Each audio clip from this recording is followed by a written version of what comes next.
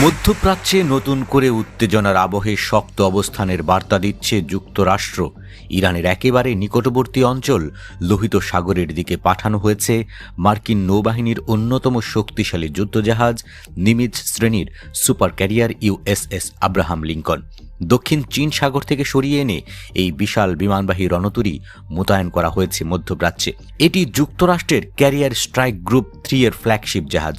এর সঙ্গে রয়েছে একাধিক ডেস্ট্রয়ার ও মিসাইলবাহী যুদ্ধজাহাজ। সামরিক বিশ্লেষকদের মতে এটি ইরানের প্রতি ওয়াশিংটনের একটি স্পষ্ট শক্তি প্রদর্শন। ইউএসএস আব্রাহাম লিঙ্কনে মোতায়েন রয়েছে ক্যারিয়ার এয়ার উইং 9, যার আওতায় আছে অত্যাধুনিক F/A-18 super Hornet, F-35 lightning true এবং MAH-60R হেলিকপ্টার। এই যুদ্ধবিমানগুলো আকাশ প্রতিরক্ষা, স্থল লক্ষ্যবস্তুতে আঘাত এবং সমুদ্র নিয়ন্ত্রণে অত্যন্ত কার্যকর। এই মোতায়েন এমন এক সময়ে হলো যখন ইরানে ব্যাপক সরকার বিরোধী বিক্ষোভ চলছে।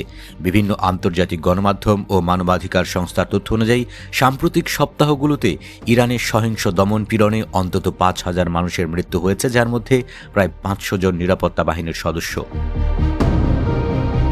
যুক্তরাষ্ট্রের প্রেসিডেন্ট ডোনাল্ড ট্রাম্প প্রথমে ইরানের বিরুদ্ধে কঠোর ভাষায় হুঁশিয়ারি দিলেও পরে সামরিক হস্তক্ষেপের হুমকি থেকে কিছুটা পিছু হটেন। হোয়াইট হাউস জানিয়েছে, প্রেসিডেন্টের সিদ্ধান্ত সম্পূর্ণভাবে পরিস্থিতির উপর নির্ভর করছে। এই বিষয়ে এখনও চূড়ান্ত কিছু বলা যাচ্ছে না। হোয়াইট হাউসের প্রেস সেক্রেটারি ক্যারোলিন লেভিট বলেন, ইরান নিয়ে প্রেসিডেন্ট কী সিদ্ধান্ত নেবেন তা একমাত্র তিনিই জানেন। তবে বিশ্লেষকদের মতে সুপার ক্যারিয়ার মোতায়েন কূটনৈতিক ভাষার চেয়ে অনেক বেশি শক্ত বার্তা বহন করে। নিমিৎজ শ্রেণীর এই সুপার ক্যারিয়ার বিশ্বের বৃহত্তম যুদ্ধ জাহাজগুলোর একটি। এতে রয়েছে 2টি পারমাণবিক চুল্লি, যার মাধ্যমে জাহাজটি 30 নটের বেশি গতিতে চলতে সক্ষম এবং মাসের পর মাস জ্বালানি ছাড়াই সমুদ্রে অবস্থান করতে পারে। আগের প্রজন্মের জাহাজের তুলনায় এতে রয়েছে 90% বেশি বিমান জ্বালানি এবং 50% বেশি অস্ত্র বহনের সক্ষমতা।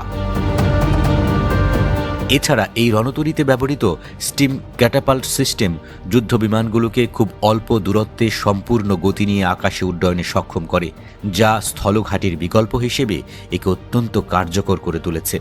ইন্দো প্যাসিফিক অঞ্চলে বর্তমানে যুক্তরাষ্ট্রের আর কোনো বিমানবাহী রণতরী সক্রিয় নেই। ফলে দক্ষিণ চীন সাগর ছেড়ে মধ্যপ্রাচ্যে ইউএসএস আব্রাহাম লিঙ্কনের আগমনকে কৌশলগতভাবে বড় সিদ্ধান্ত হিসেবেই দেখছেন বিশেষজ্ঞরা।